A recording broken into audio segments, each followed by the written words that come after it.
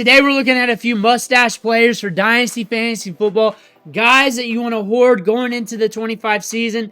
Guys you want to hoard going into the offseason to see if they can catch some value. You're playing the market with these players. You're checking in, seeing if they can climb the depth chart, seeing if things can break their way, or you're hoping something happens favorably for them during the season. But there's a lot of players in the National Football League we can look at for Dynasty depending on how deep your format is. But before we dig in, looking at these players, you need to click that subscribe button right now. We're helping you build your Dynasty teams every day. We're looking at the rookie draft class every day. We're doing rankings. We're looking at the stashes. You need to be looking at these players every day. I'm going to be here to help you. Click that button. Stop missing out. It's always going to be here, multiple videos a day. But the first player we're talking about today is actually by request. It's not like I handpicked him or anything. It's by request from the last stash video. They were looking at him as a stash. They wondered what I thought about him. So we're doing that here today. Jalen Wright. The person said, hey, I'm looking to stash him. I'm stashing him in my Dynasty League. And honestly, I did not mention him because I thought he was an auto play. Like an auto play in my rosters. So I had him on a lot of my leagues through rookie drafts, trades, and whatever. And I'm like, I'm keeping him. I think it's great to keep him. He's got a lot of upside. He's in an offense where you can't see them burning more picks at the running back position. You can't see them just burning more capital at running back. He fits the system with his 4.3 speed. He has a lot of upside. There was a run in the back end middle of the season, kind of middle of the season-ish, where he's starting to get a little bit of workload, but it tapered off. That being said, Jalen Wright with another offseason behind him, another training camp, could pop off with some upside. RB41 right now. I see that dropping a little bit once we infuse some of the rookie running backs to like RB42 to RB45-ish range, somewhere like that, like a small dip. And then once we get closer to end season, I look at people looking at him as a good handcuff for basic redraft, basic fantasy, dynasty, whatever. And I look for him to see a good bounce. Like just a little bit. Maybe above where he's at right now. RB40, 38 to 35, somewhere around there when it comes to the ADP, the rankings, and everything else. Guessing the market. Like the market sentiment will be a little bit hotter for him. It's a little bit more down. I mean, you look at the fantasy production, you look at the usage, the work rate, and everything else. But you look at Devin Achane, you look at the roster, you look at the injuries they incurred at the running back position. We're going into year 2. We'll be 22 years old. We're still a young player. We got tons of upside here. They got a lot of capital invested at running back. So the odds of them investing into another running back's not great. I think he's a great stash, a great hoard. I look at him being pretty valuable. So I don't really look at him as a stash. I just don't have him categorized as that. I'm categorized as a good young player that you have on your roster, that as a handcuff running back, that I guess in some ways that if you think of it that way, you can call a stash. I just had him worth more than that. That's why I didn't really mention him when I looked through all the depth charts. I looked at Jalen Wright as a guy that should be rostered in every league, that should have a lot of opportunity. Even though I mentioned some players like that, there's a lot of other players in that same category I didn't talk about last week. Jalen Coker is pushing around those realms, but he's wide receiver 58. And keep trade cut, ADP, whatever rankings these are. I'm not looking at them as rankings, more as market sentiment, because there's multiple people that are using this, that are influxing the rankings here. So market sentiment has risen a lot since training camp, since this time last year, since earlier in the season, because he showed off and PFF grades are better than Xavier Legette. If you hold merit to that, we have games where he can hold down targets, 6, 8, 6, 5, 7. So we can get volume in this offense. This team has to bring in more talent at wide receiver. You can't continue to roll out Xavier Legette, Jalen Coker, and Adam Thielen as your main core and expect Bryce Young to really go to the moon or whatever quarterback you're using. I'm not going to speak for what the Panthers want to do. But still, they're going to bring somebody in eventually, somewhere, shape, or form. And there could be more competition in the offense. Coker, though, at this price tag, it's almost free. It's a good price tag. I don't see him being too liquid on the market. If you're looking to trade for him, he's a fine stash because they may bring in somebody else or another wide receiver or two. but he still has the talent. He's still an incumbent on the roster. He's proved himself a little bit. He's done some things in season. He has 2 good weeks, technically 3, if you count week 18. I kind of don't, but kind of do. He's got 2 good games on the fantasy season that we can hang our hat on. He's got games here where he saw a good target share. There's some good things about Jalen Coker. Sean Tucker. I think if you got one of the Tampa Bay running backs, you're looking at Sean Tucker very hard. And I think if he ever hits the market, I think he's going to get scooped up and be a guy on the back end of the depth chart. You're looking at RB54. So like RB6 range, really. So he's a backup among backups. And he's got a lot of talent. He already showed you that this year. 34.2 PPR fantasy points. He has the potential. He has the potential to get a little bit of work in the passing game. Sean Tucker's got some upside. He's got good vision. He's got a good college pedigree. Fell in a draft, but it wasn't really his fault. It was a heart condition, and he found out he was eligible to come back practicing late in the game last year, so it took some time of building back up. Team didn't know really what they had, so they went back to the draft, got Bucky Irving, and you're not going to let Bucky Irving pass because he's a damn good running back anyways. So now they got a 3-headed monster here where they're primarily rolling Bucky Irving and Rachaad White, which is fine. But what we do know is one of those running backs go down, Sean Tucker's going to get a lot of work. And you got 2 good running backs in there, and you're not excluding him from work. He's still getting 5.1 opportunities per game. If you look at it in that light, like that's very hard to do, to have a Bucky Irving doing what he did, Rachaad White with what he did the year prior, and him still having some good games and still being okay on the field and with some banger weeks. And you're getting Sean Tucker to still get some opportunity on the field. For the NFL, the RB3 on many teams aren't really seeing much. Not really seeing many opportunities. Sean Tucker's got some upside here. If I have one of those Buccaneers running backs, I'm definitely stashing. If I'm in a deeper league, if I can fit it, I'm definitely stashing. Keaton Mitchell. We got the 4.3 speed. This is a running back here when given the opportunity, could go nuclear. I look at him more like the Quentin Johnston of running backs, the Will Fuller of running backs. One of those running backs, even when he's getting to work, there's going to be a fair amount of weeks where he gives you nothing for fantasy, but there's going to be that opportunity where he blows up and goes nuclear. And he's got potential to do that any given touch. At RB 55, you have to understand you got a backup running back, which at RB 55, the 50 to 100 range, those are all backups. You got to understand, you got a spike week machine. So if he gets his opportunity, he's already proven it. He's already shown you what he is. He's a spike week dandy. And with a spike week dandy, those guys win weeks. They can lose you weeks, but you're also throwing in your RB 5, 6, 7, 8 range anyways in your lineup, whatever you have that's built your team at running back. So you're expecting that anyways. That's in the cards. But you also know the spike weeks are baked in there because they've been there. That's what I like about Keaton Mitchell. A lot of people don't understand when I talk about him is I like the Will Fuller effect to some degree in the back end of my rosters, and I want some assets like that, especially at wide receiver. But if I can get 1 or 2 of those guys that are backups like that on my bench, I think that's fine, even though they may never see the field. We're talking about stash plays. Most of these guys aren't going to see the field anyways. These are gamble plays that are on the cheap. Jordan Whittington is a rookie wide receiver I think a lot of people forgot about. He's very talented. When he's on the field, he can do something. Caught a lot of buzz during training camp. Valued as wide receiver 87. I think at that price range, he's not very liquid. I think people want to see this through with him. I think you can catch him as a throw-in, as a much larger deal.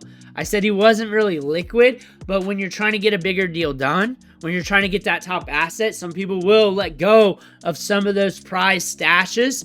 He's a stash play. He's like your wide receiver 9-10. So if you got the depth to have wide receivers down this way as like an Elder Scroll, you're probably looking at him. If you're in a shallow dynasty league, it might be a little hard because of that.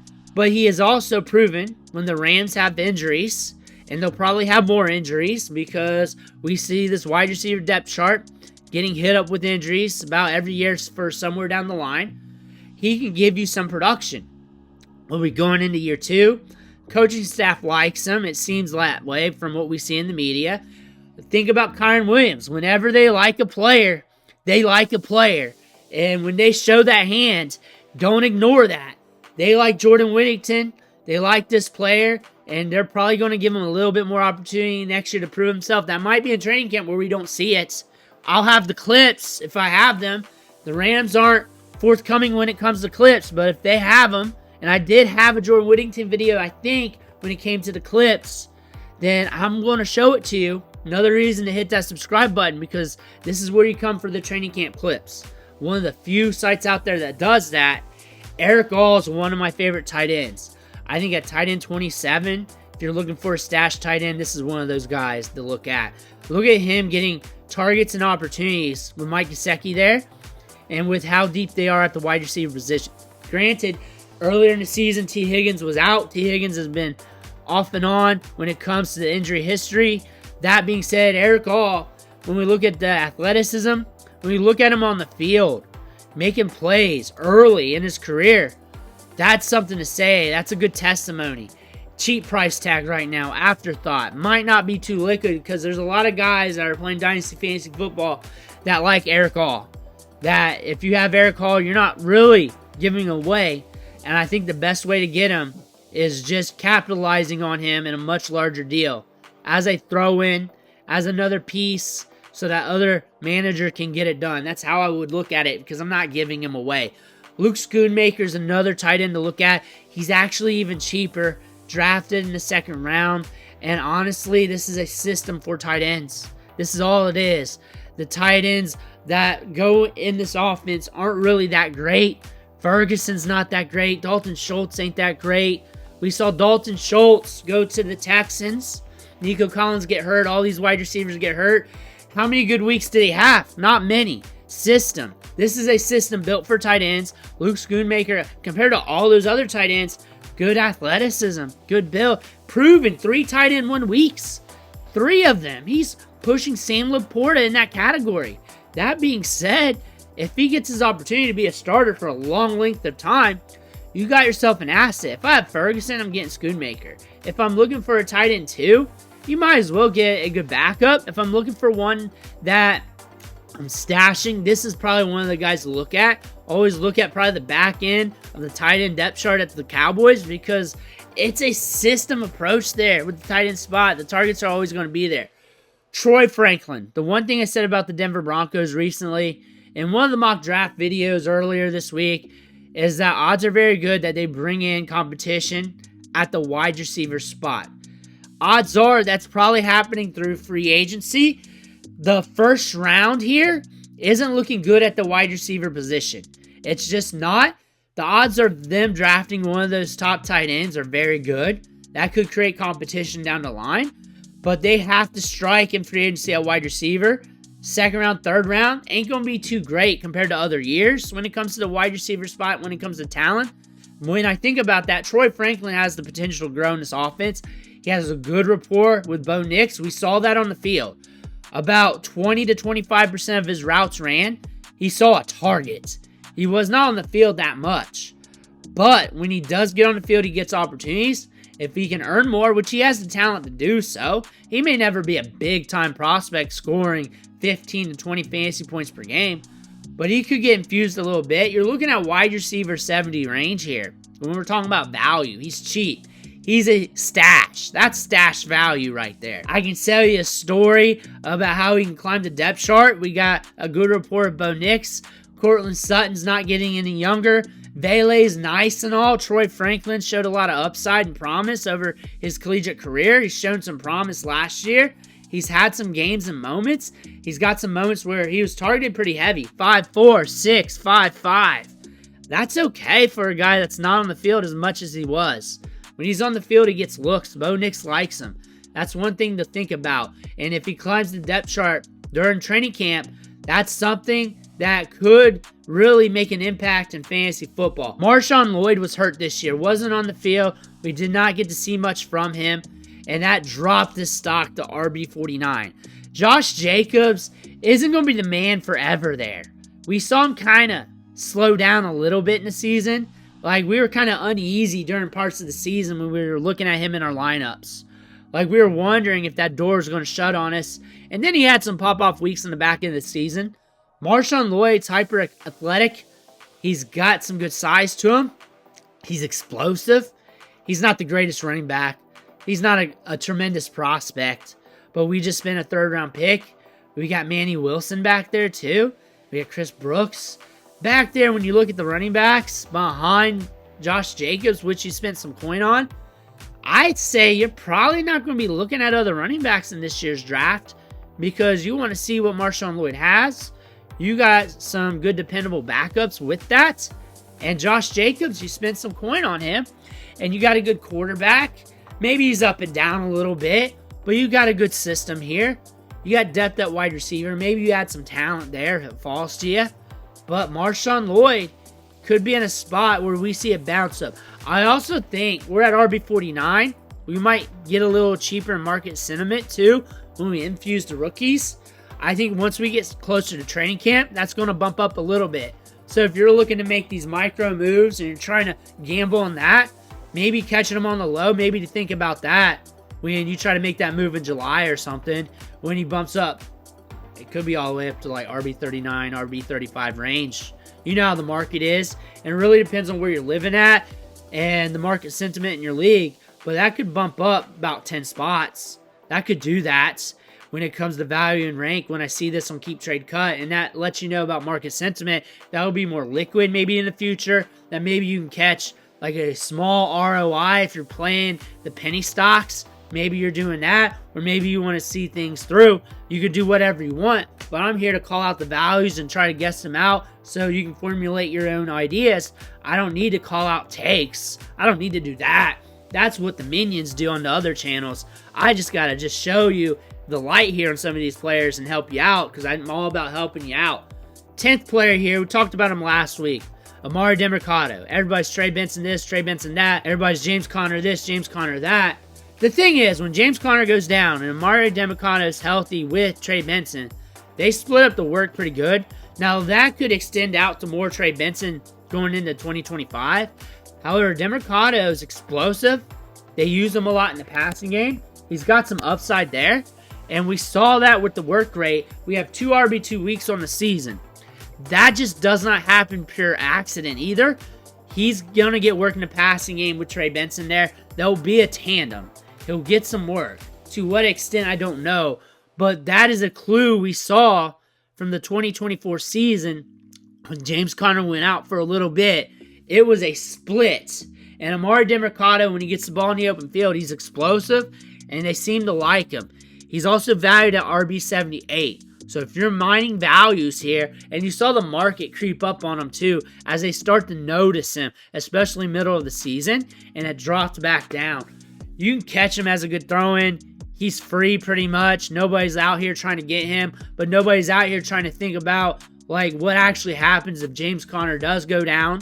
What's the potential impact? And what actually happened when both these running backs were healthy. Nobody was talking about that. That's why when talking redraft every day throughout the season, looking at the rankings and then infusing that with Dynasty as well, you kind of find little avenues that you can explore when it comes to these players. And Amari Demercado is one of them that could catch you a bump in value at least when you're looking at these prospects. Those are some mustache players going into this week. Let me know what you think in the comments below. Make sure to hit that subscribe button on the way out. Thank you for watching. Catch you on the next video.